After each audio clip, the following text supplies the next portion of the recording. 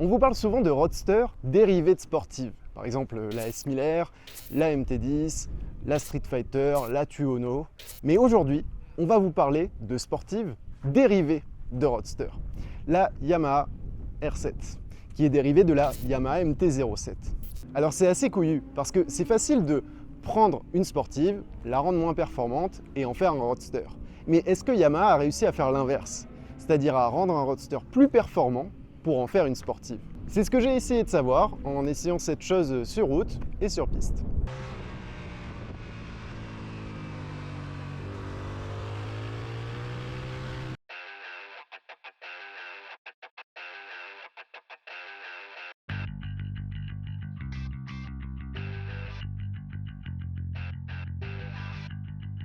Aujourd'hui, si vous voulez acheter une sportive, vous avez le choix entre deux grandes catégories. Les 300 cm3 qui sont un peu poussives, qui ont des parties cycles pas très performantes, c'est pas des motos qui font rêver. Sinon, vous avez des 1000 qui sont des motos très chères, très exclusives, très puissantes. Mais entre les deux, en fait, il n'y a pas grand-chose. Avant, il y avait des 600 cm3, mais elles disparaissent toutes petit à petit. Sinon, il y a ce que j'appelle moi des fausses sportives, c'est-à-dire des roadsters avec des demi-guidons et des carénages. C'est par exemple les Ninja 650, les CBR 650, la Tuono 660 aussi. En fait, elles ne sont pas vraiment beaucoup plus performantes que leurs équivalents en roadster. Alors, il y a Ducati qui essaie de faire des modèles aussi, de la Super Sport, les petites Panigale.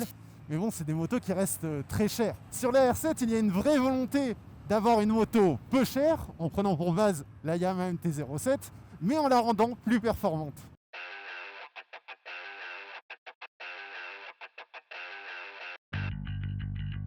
Sur le papier, c'est pas flagrant. Elles font la même puissance, 73 chevaux. La R7 fait seulement 4 kg de plus. Il faut dire que c'est la même base. C'est le même moteur, c'est le même cadre, le même bras oscillant, les mêmes roues.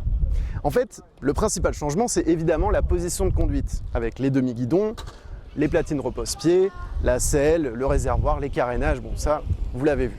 Il y a d'autres choses qu'on voit un petit peu moins, par exemple le ventilateur, la batterie qui est 1 kg plus légère, la démultiplication, il y a un réglage moteur aussi qui rend la moto plus réactive, et le compteur.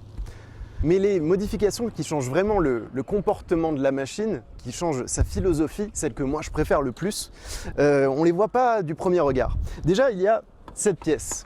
Normalement, sur la MT-07, c'est un cache en plastique qui est juste là pour cacher les soudures du cadre. Là, c'est une plaque en aluminium qui a un vrai rôle dans la rigidité de l'ensemble. Ensuite, il y a la biellette d'amortisseur. Elle est un petit peu différente pour remonter l'arrière de la moto et ainsi changer sa géométrie, la basculer sur l'avant.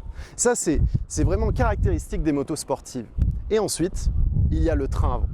Et ce train avant, il mérite un point à lui tout seul.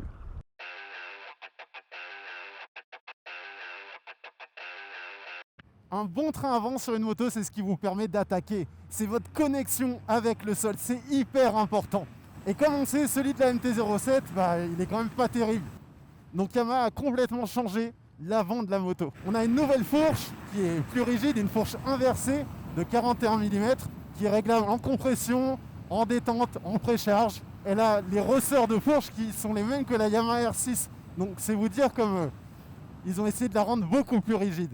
Et il y a aussi le frein qui est différent avec des étriers et un mètre-cylindre radio. Donc forcément, il est plus puissant, il offre plus de feeling. Je trouve qu'il manque peut-être un poil de mordant à mon goût, mais du coup ça le rend très peu surprenant. Après, pour un usage piste, je pense qu'il va falloir changer les plaquettes ou les durites, parce que c'est vrai qu'ils ont tendance à un peu chauffer quand on les utilise, forcément. Oh là, voilà, par exemple, j'avais le levier contre mes doigts. Le résultat de tout ça, c'est qu'on ne retrouve plus du tout le comportement de la MT-07. Alors, je n'irai pas jusqu'à dire que c'est une vraie sportive, mais hop là, on pose le coude. Mais bon, c'est quand même beaucoup plus d'un bloc, beaucoup plus incisif.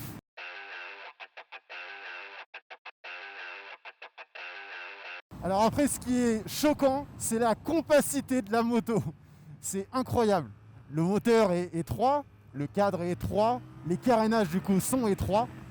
Et en fait, on se retrouve vraiment imbriqué dedans. C'est une position qui est très proche de celle de la Yamaha R6. Étant donné que la moto est plus petite et qu'il y a eu un vrai travail sur l'aérodynamisme, eh ben, il s'agit de la Yamaha avec le meilleur coefficient aérodynamique de la gamme. Donc ça, en vitesse de pointe, ça veut dire que même si elle a le même moteur que la MT-07, elle prend 8% de vitesse maxi en plus. Donc ça veut dire qu'on accroche assez facilement les 220 km/h.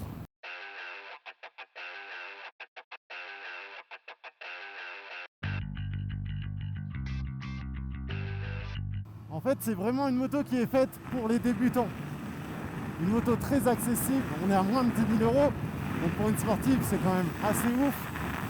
C'est une moto qui est disponible en A2. Et puis il y a des petits trucs qui la rendent aussi très accessible.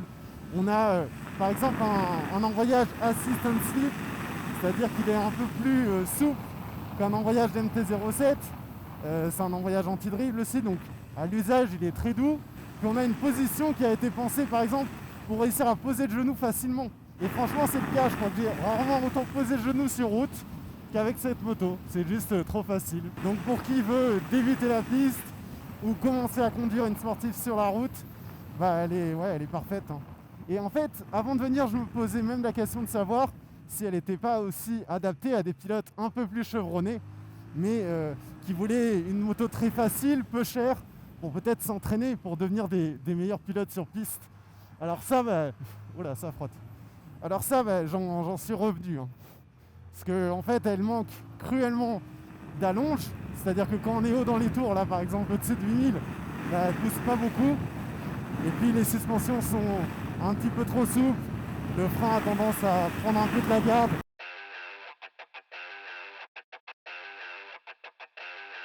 Alors pour ce qui est des choses que j'ai un peu moins aimé, je vais commencer par un truc qui n'est pas très important.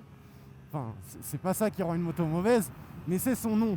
En fait, la R7, historiquement dans l'histoire de Yamaha, c'était une moto ultra exclusive, construite à 500 exemplaires pour la compétition.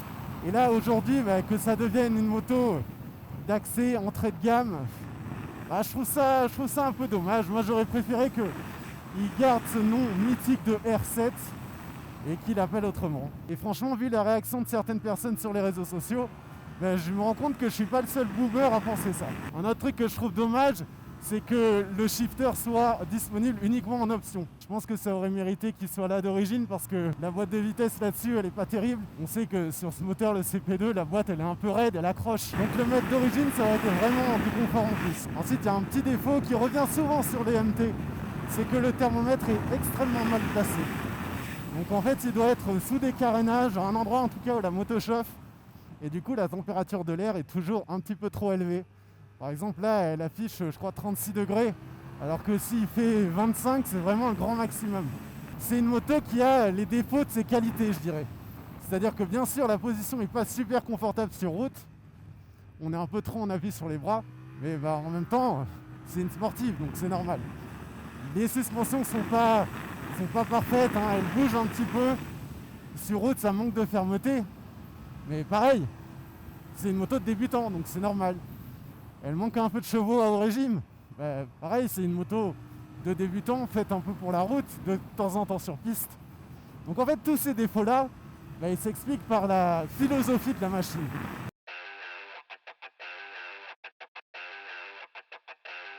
Pour conclure, je suis obligé de me poser une question, c'est est-ce que ce serait pas la meilleure sportive pour la route au final? En fait, depuis des années, tout le monde se plaint que les sportives sont trop puissantes, trop chères, trop exclusives pour rouler sur route. Et en fait, cette moto, elle réussit à pallier à tous ces défauts-là. Alors évidemment, c'est pas au niveau d'une hyper sportive ou d'une 600, même d'une R6 en termes de châssis, en termes de freinage. Mais en même temps, sur route, est-ce qu'on a besoin autant de performance? Moi en tout cas, j'étais très bien sur une R7 dans tout le temps que j'ai passé à l'essayer sur route. Et pour pas grand chose, j'aurais voulu une 600 ou une 1000 en fait. S'il faut être raisonnable, moi j'ai cette tendance à l'être un petit peu dans mes conclusions en tout cas. Oui, une R7 c'est très bien et ça pourrait peut-être être la meilleure sportive sur route. Mais bon, ça, il faudrait qu'on fasse un vrai sujet high-side, tout ça.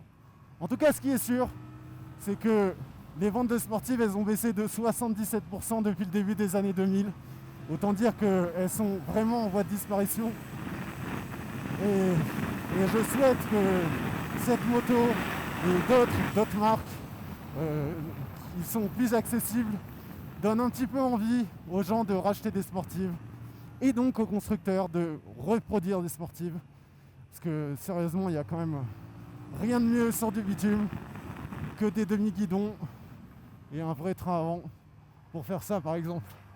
Ah, ça, faut pas que ça disparaisse, hein.